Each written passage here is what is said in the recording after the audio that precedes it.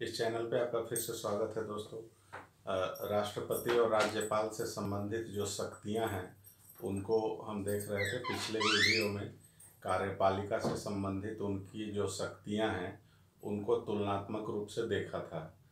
तो आज के वीडियो में जानेंगे कि विधायिका से संबंधित क्या शक्तियां हैं राष्ट्रपति को और राज्यपाल को। तो यहाँ भी बात लगभग वही आती है कि दोनों को एक समान शक्तियाँ हैं। फर्क उतना ही होता है कि राष्ट्रपति को पूरे भारतवर्ष के लिए वो अधिकार प्राप्त होता है और राज्यपाल को एक राज्य विशेष के लिए वही अधिकार प्राप्त होते हैं। तो एक और जानना जरूरी है कि विधायिका किसे कहते हैं या विधायी शक्तियाँ क्या होती है। तो आपको पता है कि विधायिका का मुख्य काम होता है देश के लिए या राज्य के लिए कानून का निर्माण करना, विधि बनाना। तो विधि बनाने की जो प्रक्रिया होती है उसमें राष्ट्रपति और राज्यपाल की क्या भूमिका होती है, तो उसी को जानना है और समझना है। तो चलिए शुरू करते हैं। तो सबसे पहला जो अनुच्छेद आता है इस संबंध में आर्टिकल 79। इसमें क्या है कि राष्ट्रपति संसद का अभिन्न अंग है। राष्ट्रपति संसद के अभिन्न अंग है। इसको इस तरीके से समझिए कि कोई भी कानून जब बनाया जाता है तो तीन जगहों से तीन जगह से समझिए कि एक पारित होना चाहिए। पहला तो है कि लोकसभा से पारित होगा, राज्यसभा से पारित होगा, वहाँ से पारित होने के बाद राष्ट्रपति के पास जाता है।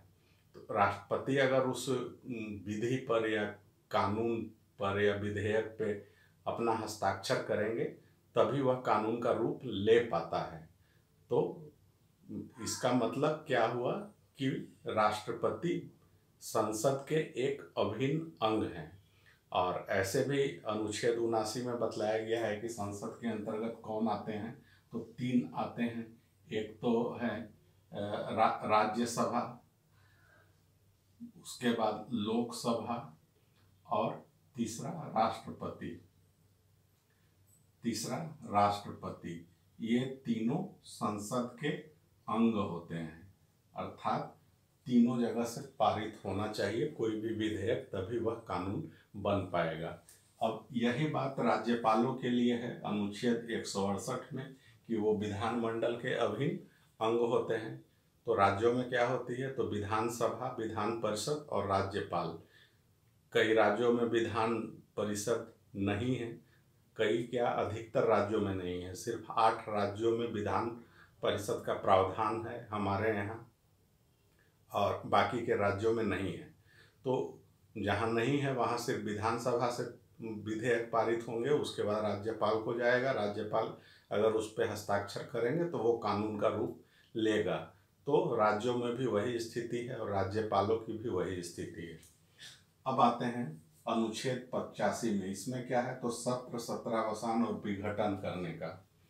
सत्र बुलाना, या अर्थात कि संसद का जो सत्र चलता है मिनिमम 2 सत्र होने चाहिए एक साल में। 6 महीने से ज़्यादा का अंतराल नहीं होना चाहिए। हमारे यहाँ 3 सत्र चलते हैं, बजट सत्र, मानसून सत्र और शीतकालीन सत्र।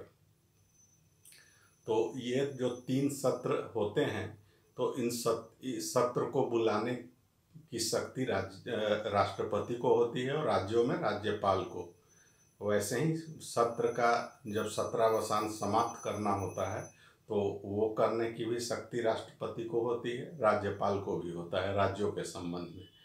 और लोकसभा का विघटन या विधानसभा का विघटन राज्यपाल करते हैं। तो लोकसभा जब अपना कार्यकाल पूरा कर चुका होता है 5 साल का, तब वह विघटन होता है। तो ये विघटन राष्ट्रपति के द्वारा किया जाता है। और बीच में अगर सरकार अल्पमत में आ जाती है, गिर जाती है, तो उस स्थिति में भी लोकसभा का विघटन होता है। तो यह कौन करता है, तो राष्ट्रपति करते हैं। अब यही स्थिति राज्यों के संबंध में है कि वहाँ पे विधानसभा का विघटन होता है और वो राज्यपाल के द्वारा किया जाता है। तो यहाँ पे 85 में यह प्रावधान है और राज्यों में 174 आर्टिकल 174 में यही प्रावधान है।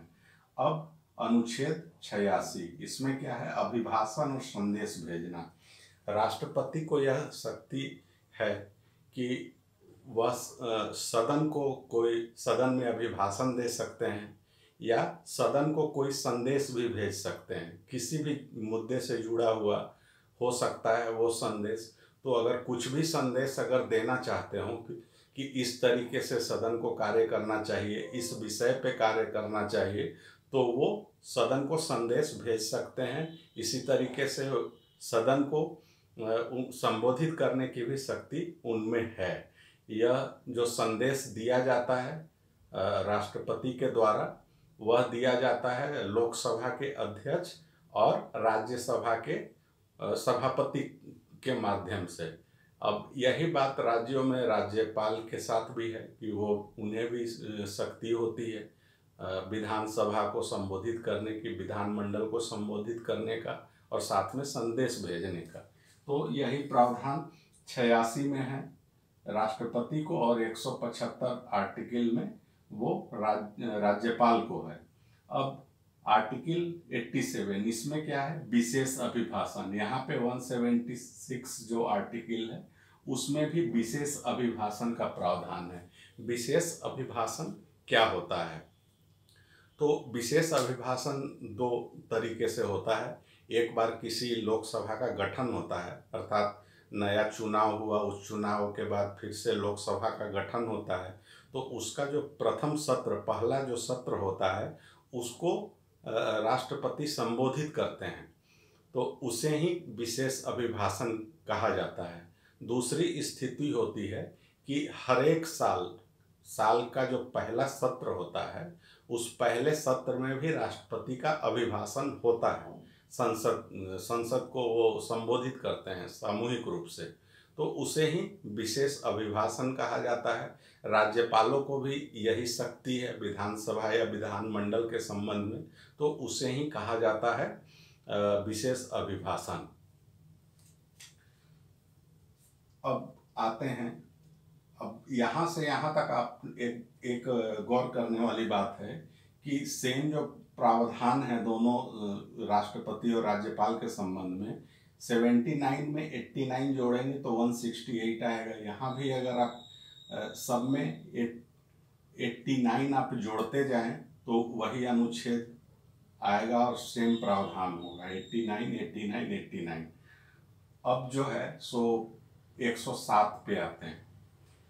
तो कोई भी कानून बनता है तो 107 अर्थात अनुच्छेद 107 में क्या प्रावधान है कि कोई भी कानून तभी कानून का रूप ले पाता है जब राष्ट्रपति का उस पर हस्ताक्षर होता है, अर्थात दोनों सदनों से पास किया जाए, उसके बाद राष्ट्रपति उस पर हस्ताक्षर करेंगे तभी वह कानून का रूप ले पाएगा। यही बात विधानमंडल से पारित विधेयकों के संबंध में भी है। जब राज्यपाल उस पर हस्ताक्षर करेंगे तभी वह कानून का रूप ले पाएगा। तो यह प्रावधान है अनुच्छेद 107 में, और राज्यों के संबंध में, राज्यपाल के संबंध में अनुच्छेद 200 में। अब आते हैं अनुच्छेद 108 पे। इसमें संयुक्त बैठक का प्रावधान है। संयुक्त बैठक क्या होता है वो जानना जरूरी है। कोई भी विधेयक जो होता है तो कई बार लोकसभा और राज्यसभा के बीच में गतिरोध उत्पन्न हो जाता है। लोकसभा किसी विधेयक को पारित करता है तो राज्यसभा पारित नहीं करता है, या उल्टी स्थिति भी हो सकती है कि राज्यसभा उसको पारित करता है, लोकसभा से वह पारित नहीं हो पाता है। तो ये जो स्थिति बनती है 2 या 3 बार, कई बार ऐसा होता है कि कुछ प्रावधान बदले जाते हैं या फिर से उसको भेजा जाता है दूसरे सदन को जो पारित नहीं कर रहा है। तो उस स्थिति में भी अगर 2 या 3 बार इस तरीके से पारित करवाने की कोशिश की जाती है, तब भी अगर पारित नहीं होता है, दोनों सदन अपने अपने रुख पे अड़े होते हैं, तो ऐसी स्थिति में मान लिया जाता है कि दोनों सदनों के बीच में गतिरोध उत्पन्न हो गया है। तो उस गतिरोध को खत्म करने के लिए दोनों सदनों की एक संयुक्त बैठक बुलाई जाती है, और उस संयुक्त बैठक में उस विधेयक पे मतदान होता है और मतदान में जैसा बहुमत होता है उसके अनुसार से वो विधेयक पारित होता है। तो ये संयुक्त बैठक की जो प्रक्रिया है ये बुलाने की शक्ति राष्ट्रपति को ही है। इसका प्रावधान 108 में है और यह काफ़ी महत्वपूर्ण आर्टिकल या अनुच्छेद है। विधान सभाओं के संबंध में, विधानमंडल के संबंध में संयुक्त बैठक का प्रावधान नहीं है, क्योंकि विधान परिषद को उतनी शक्तियां प्राप्त नहीं है जितना केंद्र में राज्य सभा को शक्तियां प्राप्त है। तो राज्यों में संयुक्त बैठक का कोई प्रावधान नहीं किया गया है। अब हम आते हैं अनुच्छेद 80 में। तो इसमें क्या है? तो अनुच्छेद 80 में है कि राज्यसभा में 12 सदस्य मनोनीत किए जाते हैं राष्ट्रपति के द्वारा। वो 12 सदस्य कौन होते हैं? तो 12 वैसे सदस्य होते हैं जो कला, दर्शन, साहित्य, समाज सेवा या शांति से संबंध जुड़े हुए या कुछ अपने विशिष्ट अपने क्षेत्र में उन्होंने कुछ विशिष्ट योगदान दिया है समाज के लिए, देश के लिए। तो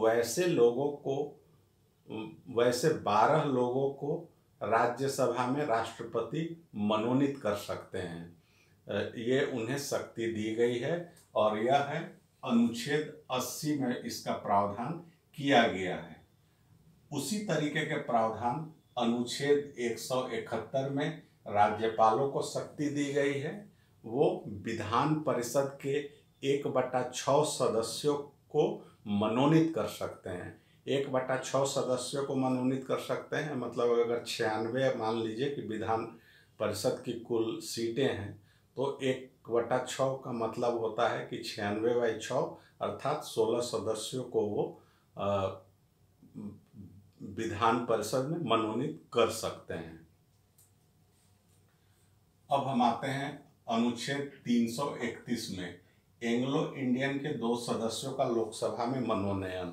राष्ट्रपति को ऐसा अगर प्रतीत होता है कि एंग्लो इंडियन लोगों को पर्याप्त प्रतिनिधित्व नहीं है तो उस स्थिति में 2 एंग्लो इंडियन सदस्यों का लोकसभा में मनोनयन कर सकते हैं, मनोनीत कर सकते हैं। यह शक्ति राष्ट्रपति को है। अनुच्छेद 331 में यह प्रावधान है। यही प्रावधान राज्यपालों को यही शक्ति दी गई है अनुच्छेद 333 में। वहाँ पे राज्यपाल एक एंग्लो इंडियन सदस्य को मनोनीत कर सकते हैं विधानसभा में, और यह प्रावधान 333 में दिया गया है। अब हम आते हैं 123। इसमें क्या है? तो अध्यादेश जारी करने की शक्ति है और यहाँ पे राज्यों के संबंध में राज्यपाल को भी अध्यादेश जारी करने की शक्ति दी गई है। तो सबसे पहले जानना जरूरी है कि अध्यादेश क्या होते हैं। तो अध्यादेश भी कानून ही होते हैं, लेकिन वैसी स्थिति हो जब लोकसभा या राज्यसभा सदन सत्र में जब नहीं होते हैं और ऐसा महसूस किया जाता है कि ये कानून होना जरूरी है, तो वैसी स्थिति में राष्ट्रपति उसको जारी करते हैं अध्यादेश को, और उसका वही प्रभाव होता है जो एक आम कानून होता है। आम तरीके से जो कानून बनाए जाते हैं कि लोकसभा से पारित होगा, राज्यसभा से पारित होगा, फिर राष्ट्रपति को जाएगा, राष्ट्रपति उस पर हस्ताक्षर करेंगे, तब वह कानून का रूप ले पाएगा। तो उसी कानून के बराबर अध्यादेश का भी महत्व होता है, उतनी ही उसी के बराबर वह प्रभाव रखता है। लेकिन इसमें सिर्फ 2-3 बातें देखने की होती है। एक है कि ऐसे जो अध्यादेश लाए जाते हैं इनका प्रभाव 6 महीने के लिए ही होता है। दूसरी चीज़ क्या होती है कि उस 6 महीने के पहले उस अध्यादेश को वापस भी लिया जा सकता है। तीसरी बात क्या होती है कि अध्यादेश जारी करने के बाद जो पहली सत्र होती है, अर्थात 6 महीना के पहले उस कानून को, उस विधेयक को सदन से पारित करवाना होता है, अर्थात लोकसभा से और राज्यसभा दोनों जगहों से उसको पारित करवाना होता है। अगर वह पारित हो जाता है तो वही अध्यादेश कानून का रूप ले लेता है। अगर वह पारित नहीं होता है 6 महीने के अंदर तो वैसे अध्यादेश खत्म हो जाते हैं। अब यही बात जो है सो राज्यों के संबंध में राज्यपाल को प्राप्त है अनुच्छेद 213 में। तो यहाँ पे एक ध्यान देने वाली बात है कि जब राज्यपाल जो अध्यादेश जारी करते हैं वो राज्य सूची से संबंधित विषयों पर ही अध्यादेश जारी कर सकते हैं। जाहिर सी बात है कि राज्य सरकार जो कानून बनाती है और राज्य सूची के विषयों पे ही कानून बनाती है, तो अध्यादेश भी जो जारी होंगे वो राज्य सूची से जुड़े हुए विषयों पर ही होंगे। दूसरे समवर्ती सूची पे भी अध्यादेश जारी होते हैं, परंतु अगर संसद के द्वारा बनाए गए किसी कानून से उनका टकराव होता है तो ऐसी स्थिति में वो अध्यादेश खत्म हो जाते हैं। यहाँ पे भी जो बात है अध्यादेश जो 123 के तहत राष्ट्रपति के द्वारा लाया जाता है, तो यहाँ भी वही देखा जाता है कि वैसे ही कानून के संबंध में अध्यादेश जारी किया जा सकता है जिसको संसद को बनाने की शक्ति दी गई है। कोई वैसे अध्यादेश जारी नहीं होंगे जिसको सदन को बनाने की शक्ति ही नहीं दी गई हो, संसद को बनाने की शक्ति नहीं दी गई हो। तो इन चीज़ों को अध्यादेश के संबंध में ध्यान दिया जाता है। अब आते हैं वीटो शक्ति के बारे में।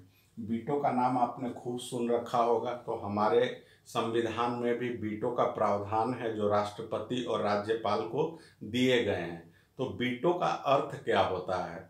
वीटो का मतलब होता है, वीटो एक लैटिन शब्द है जिसका अर्थ होता है रोकना। किसी चीज़ को जब रोका जाता है तो उसे वीटो कहा जाता है। अब यहाँ भी रोकने की बात हो रही है, तो क्या रोकने की बात हो रही है? बात हो रही है यहाँ पे विधायिका से संबंधित राष्ट्रपति और राज्यपाल के पावर या शक्ति की बात हो रही है। तो जाहिर सी बात है वो विधेयक को रोकने की शक्ति की बात हो रही है यहाँ पे, कि विधेयकों को वो रोकेंगे। तो कि उन्हें संविधान में किस प्रकार की शक्तियाँ हैं कि वो विधेयक को रोकेंगे, तो यही है। तो हमारे संविधान में मुख्य रूप से राष्ट्रपति को 3 तरह के वीटो प्रदान किए गए हैं। पहला क्या है? अत्यंतिक वीटो, जिसको एब्सोल्यूट वीटो भी कहा जाता है। यह किन स्थितियों में जारी किया जाता है? तो 2 स्थितियां बतलाई गई है। इसमें क्या होता है कि राष्ट्रपति अपनी राय को सुरक्षित रख लेते हैं, अर्थात लोकसभा से पारित हो राज्यसभा से भी पारित होके राष्ट्रपति के पास जब वो विधेयक पहुंचता है तो राष्ट्रपति उस पर हस्ताक्षर नहीं करते हैं, बल्कि वो उसको रोक कर रखते हैं। तो ऐसा साधारणतया वह किन परिस्थितियों में करते हैं? तो जो विधेयक गैर सरकारी सदस्यों के द्वारा लाए गए होते हैं। विधेयक 2 तरीके के होते हैं। जो विधेयक मंत्रियों के द्वारा या सरकार के किसी सदस्य के द्वारा लाए जाते हैं तो वैसे सदस्यों को सरकारी विधेयक कहा जाता है। दूसरे कैटेगरी में वो विधेयक आते हैं जो सरकार से हट के जो सांसद विधेयक लेकर आते हैं और अगर वैसे विधेयक दोनों सदनों से पारित हो जाते हैं और राष्ट्रपति के पास भी पहुंचते हैं हस्ताक्षर के लिए, तो राष्ट्रपति वैसे विधेयकों को रोकने के लिए रोक सकते हैं, अर्थात उसको अपना हस्ताक्षर नहीं करेंगे, अर्थात सुरक्षित रख लेते हैं। डायरेक्ट तो वो नहीं कुछ बोलते, लेकिन हमारे संविधान में प्रावधान है कि राष्ट्रपति किसी विधेयक को एक समय सीमा निर्धारित नहीं है कि कितने समय तक वो विधेयक को मंजूरी दे देंगे, तो उसी के तहत वो रोक कर रखते हैं। दूसरी स्थिति क्या होती है कि मान लीजिए कि सदन ने किसी विधेयक को पारित कर दिया है, उसके बाद मंत्रिमंडल बर्खास्त हो गई, अर्थात सरकार गिर गई, तो उन स्थितियों में राष्ट्रपति क्या करते हैं कि वैसे विधेयक को मंजूरी नहीं देते हैं, रोक सकते हैं। मंजूरी नहीं देते हैं कोई ज़रूरी नहीं है, मंजूरी दे भी सकते हैं। वो चाहें तो वैसी स्थिति में उस विधेयक को रोक सकते हैं। इसके पीछे का तर्क यह होता है कि यह सरकार तो गिर चुकी है, इसका निर्णय है। अब जो नई सरकार गठित होगी वो इस पर आगे निर्णय ले, तो उन परिस्थितियों में वैसे विधेयकों को राष्ट्रपति रोक सकते हैं। यही पावर राज्यों में राज्यपाल को भी प्राप्त है। तो दोनों सेम है। यहाँ पे विधानमंडल के द्वारा पारित विधेयकों को वो सुरक्षित रख सकते हैं। दूसरे प्रकार का जो वीटो है वह निलंबनकारी वीटो कहते हैं इंग्लिश में, जिसको सस्पेंडेड वीटो भी कहा जाता है। तो इसमें क्या होता है कि कोई विधेयक राष्ट्रपति के पास जब पहुंचता है तो वो पुनर्विचार के लिए फिर से सदन को वापस भेजते हैं कि आप इसको फिर से पुनर्विचार करिए। अगर सदन दोबारा उसको पारित करके राष्ट्रपति को भेजती है तो वैसी स्थिति में राष्ट्रपति को उस पर हस्ताक्षर करना अनिवार्य होता है। तो इसी को कहा जाता है कि सस्पेंडेड वीटो, मतलब कुछ दिन के लिए वैसे विधेयकों को राष्ट्रपति ने अपने प्रभाव से रोक दिया गया है। तो यहाँ पर इस तरीके का राष्ट्रपति को पावर तो है ही, शक्ति तो है ही, परंतु हमारे यहाँ यह देखा गया है कि राष्ट्रपति परंपराओं का बहुत अच्छे से पालन करते हैं और वह सदन के साथ साधारणतया टकराव नहीं लेते हैं। और यह भी देखा गया है कि राष्ट्रपति ने अगर किसी विधेयक को पुनर्विचार के लिए वापस लौटा दिया है तो हमारी सदन भी है वो राष्ट्रपति के मर्यादा का ख्याल करती है और साधारणतया वो विधेयक को फिर से पारित करके नहीं भेजती है। या राष्ट्रपति अगर चाहते हों कि वो इसमें ये बातें सुधार होनी चाहिए तो वैसा वो सुधार करके भेजती है। तो यही हमारे यहाँ परंपरा रही है और राष्ट्रपति कोई साधारण रूप से या इन जनरल इस शक्ति का प्रयोग नहीं करते हैं, बहुत कम प्रयोग होता है वीटो पावर राष्ट्रपति के द्वारा। अब यही चीज़ें जो हैं सो राज्यपाल के भी संबंध में है। अब इसमें जो निलंबनकारी जो वीटो है इसमें दो अपवाद होते हैं। एक होता है धन विधेयक, राज्यों के संबंध में भी वही बात है, धन विधेयक के संबंध में निलंबनकारी वीटो लागू नहीं होता। उसका एक कारण यह भी होता है कि धन विधेयक जो रखे जाते हैं वो राष्ट्रपति की पूर्व अनुमति के बाद ही रखे जाते हैं, सदन में लाए जाते हैं।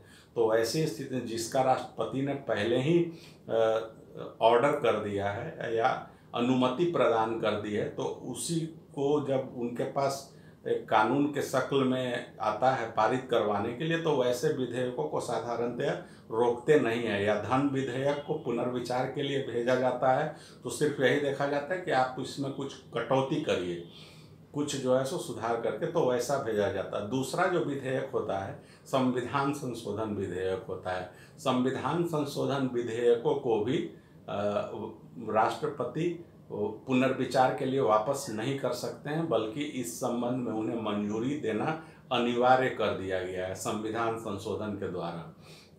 तो ये बात ध्यान रखेंगे, धन विधेयक तो दोनों जगह होते हैं, संविधान संशोधन तो ये केंद्र का विषय है, राज्य में संविधान संशोधन विधेयक लाए नहीं जाते।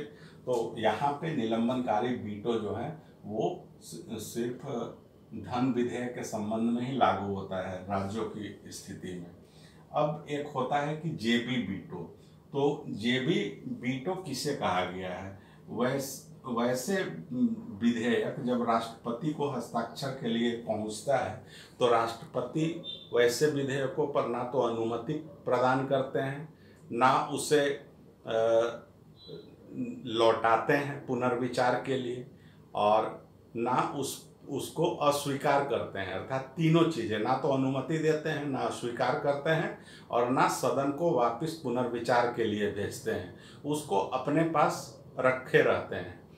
अब हमारे संविधान में तो कोई समय सीमा निश्चित नहीं की गई है कि राष्ट्रपति इतने समय सीमा के अंदर किसी विधेयक पर साइन ही करेंगे, तो वो ऐसे ही पड़ा रहता है, वह कानून का रूप नहीं ले पाता है। इसे ही जेबी वीटो कहा गया है। अब राज्यपालों को भी इस संबंध में एक वीटो है जिसको कि जेबी वीटो कहा गया है। या बहुत मामलों में क्या होता है कि वह राष्ट्रपति के लिए विधेयकों को आरक्षित कर देते हैं, अर्थात विधानसभा या विधानमंडल के द्वारा जो विधेयक भेजे जाते हैं तो राज्यपाल उन विधेयकों को राष्ट्रपति के लिए आरक्षित कर देते हैं। तो उस संबंध में भी राज्यपालों को एक विशेष प्रकार का एक वीटो प्राप्त होता है। इसे वीटो की ही संज्ञा दी गई है तो वो किन किन मामलों में होता है, किस तरह के विधेयक होते हैं। तो एक वैसे विधेयक जो संविधान विरुद्ध हो, वैसे विधेयक जो डीपीएसपी के विरुद्ध हो अर्थात राज्य के नीति निर्देशक तत्वों के विरुद्ध हो, तो वैसे विधेयकों को राष्ट्रपति के लिए आरक्षित कर सकते हैं। तीसरी स्थिति क्या होती है कि देश हित के विरुद्ध हो, तो वैसे विधेयकों को भी राष्ट्रपति के लिए आरक्षित कर दिया जाता है। और तीसरी जो कंडीशन, चौथी जो स्थिति होती है कि वो विधेयक राष्ट्रीय महत्व के हो, राज्य के द्वारा तो पारित किए जा रहे हैं लेकिन वो राष्ट्रीय महत्व के विधेयक हैं, तो वैसी स्थिति में उनको राष्ट्रपति के पास भेजा जाता है। और एक 31A के प्रावधानों से जुड़े हुए मामले, 31A में क्या था कि 5 तरह के संपत्तियों को मूल अधिकारों की श्रेणी से बाहर किया गया था। तो वो 31A से जो जुड़े हुए विधेयक अगर होते हैं तो उनको भी राज्यपाल राष्ट्रपति के पास में भेज सकते हैं, आरक्षित कर सकते हैं। पांचवी स्थिति होती है कि जब किसी राज्य पे अगर वित्तीय आपात लगाया गया हो या पूरे भारतवर्ष में भी वित्तीय आपात लगाया गया हो, तो ऐसी स्थिति में राज्यों के विधानमंडल के द्वारा जो विधेयक राज्यपाल को भेजे जाते हैं, वैसे विधेयकों को राष्ट्रपति के लिए आरक्षित कर देते हैं, अर्थात राष्ट्रपति के पास भेज दिया जाता है। क्योंकि वित्तीय आपात के समय राज्यों के पास कोई वित्तीय शक्ति होती नहीं है, तो वो विधेयक जो भी विधानमंडलों से बना कर भेजे जाते हैं वो राष्ट्रपति के पास जाता है और केंद्र से वो पारित होकर केंद्र से जब मंजूरी मिलती है उसके अनुसार ही वो विधेयक कानून का शक्ल ले पाते हैं। अब कुछ वैसे विधेयक होते हैं राज्य सरकारों के द्वारा जो हाई कोर्ट की शक्ति को प्रभावित करता हो या हाई कोर्ट की कार्य क्षेत्र को प्रभावित करता हो, तो वैसे विधेयकों को भी राष्ट्रपति के पास भेज सकते हैं राज्यपाल। तो इस तरीके की शक्ति राज्यपाल को होती है। तो ये थे वीटो से संबंधित शक्तियां राष्ट्रपति और राज्यपाल को। तो हम समझते हैं कि आपको ये डिस्कशन समझ में आया होगा, पसंद भी आया होगा। अगर पसंद आया हो तो लाइक ज़रूर करेंगे, दोस्तों के बीच में शेयर करेंगे और इस चैनल को सब्सक्राइब कर ले, नोटिफिकेशन की घंटी ज़रूर दबा दें। आप इसी तरीके से कंपैरेटिव स्टडी करते रहिए, बहुत आसान लगेगा और कम समय में ज़्यादा कुछ आप हासिल कर सकते हैं और रटने की आपको ज़रूरत नहीं पड़ेगी। एक समझ विकसित होगी और कम समय में ज़्यादा चीज़ आप समझ सकते हैं और ज़्यादा फ़ायदा उठा सकते हैं। तो धन्यवाद दोस्तों।